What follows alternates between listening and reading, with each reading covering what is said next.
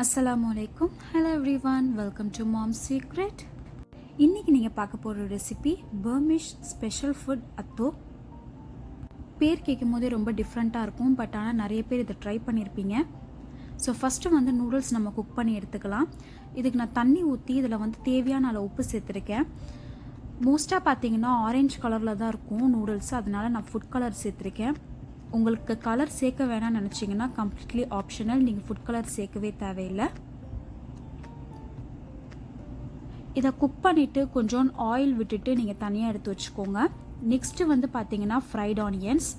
So மூணு ingredient வந்து மெயினாக நீங்கள் செஞ்சு வச்சுக்கணும். ஒன்று நூடுல்ஸ், இன்னொன்று வந்து பார்த்தீங்கன்னா ஃப்ரைட் ஆனியன்ஸ், அதுக்கப்புறம் வந்து ஃப்ரைட் கார்லிக். ஸோ நெக்ஸ்ட்டு வந்து பார்த்தீங்கன்னா நம்ம கார்லிக்கை வந்து ஃப்ரை பண்ணி எடுத்துக்க போகிறோம். இந்த ரெசிபி வந்து பர்மாவில் ரொம்ப ஃபேமஸாக இருக்கிற ரெசிபி.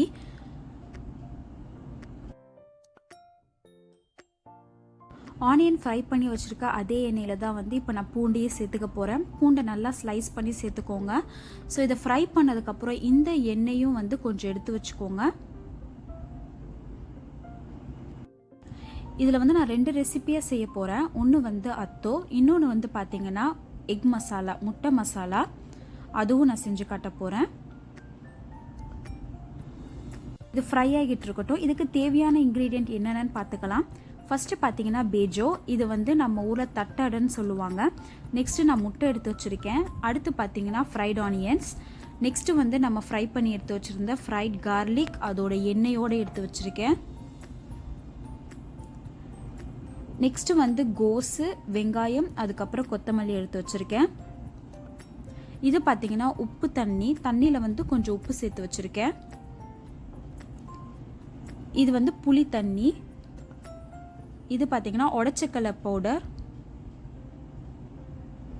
கடைசியாக வந்து சில்லி ஃப்ளேக் எடுத்து வச்சுருக்கேன். ஸோ நம்ம குக் பண்ணி வச்சுருந்த நூடுல்ஸ் இது.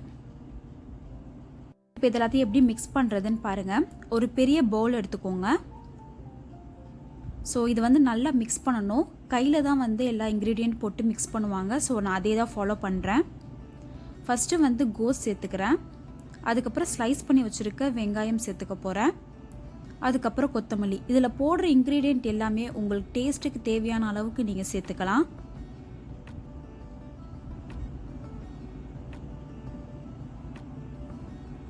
இப்போ உங்களுக்கு கோஸ் கம்மியாக போடணும் அப்படின்னு நினச்சிங்கன்னா கொஞ்சம் கம்மியாக போட்டுக்கலாம். ஸோ நம்ம டேஸ்ட்டுக்கு ஏற்ற மாதிரி தான் இதில் சேர்க்குற இன்க்ரீடியண்ட் எல்லாமே. நெக்ஸ்ட்டு பார்த்தீங்கன்னா நான் உப்பு தண்ணி சேர்த்துக்கிறேன்.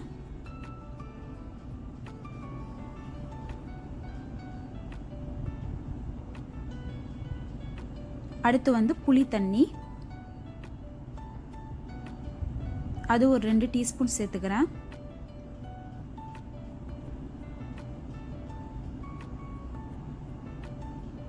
நம்ம ஃப்ரை பண்ணி வச்சுருந்த ஃப்ரைட் ஆனியன்ஸ்,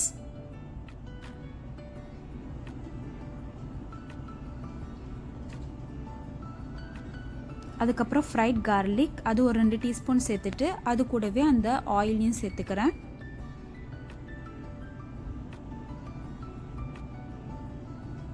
நெக்ஸ்ட்டு வந்து சில்லி ஃப்ளேக்ஸ்,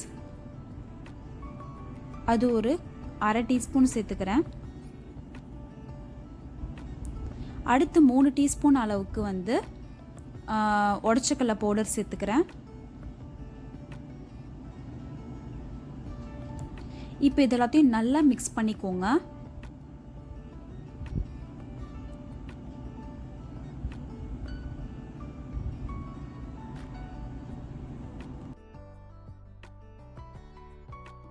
நல்லா மிக்ஸ் பண்ணதுக்கப்புறம் நம்ம குக் பண்ணி வச்சுருந்த நூடுல்ஸை சேர்த்துக்கலாம்.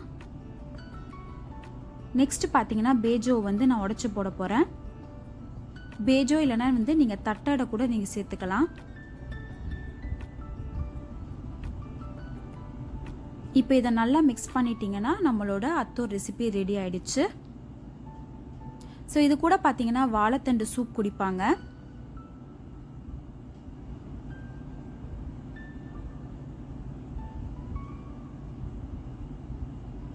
உங்களுக்கு பேஜோ ரெசிபி வேணும்னா கீழே கமெண்ட் செக்ஷனில் கேளுங்க, கண்டிப்பாக நான் போஸ்ட் பண்ணுறேன். நெக்ஸ்ட்டு பார்த்தீங்கன்னா நம்ம எக் மசாலா பண்ணலாம். முட்டை வந்து பாயில் பண்ணி வச்சுருக்கேன். இப்போ அதை நடுவில் வந்து லைட்டாக ஸ்லிட் பண்ணிக்கோங்க.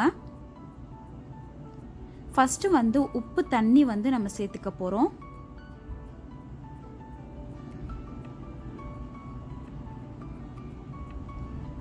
ஸோ இதுக்குள்ளே வந்து இப்போது ஃப்ரைட் ஆனியன் சேர்த்துக்க போகிறோம்.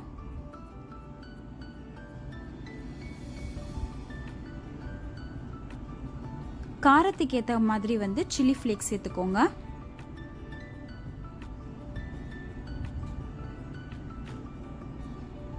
கடைசியாக பார்த்தீங்கன்னா கார்லிக் எண்ணெய், அந்த பூண்டு வதக்கி வச்சுருந்தா அந்த எண்ணெயை வந்து நம்ம சேர்த்துக்க போகிறோம். மேலே வந்து கொஞ்சோண்டு கொத்தமல்லி வச்சுக்கோங்க. நம்மளோட எக் மசாலா ரெசிபி ரெடி ஆயிடுச்சு.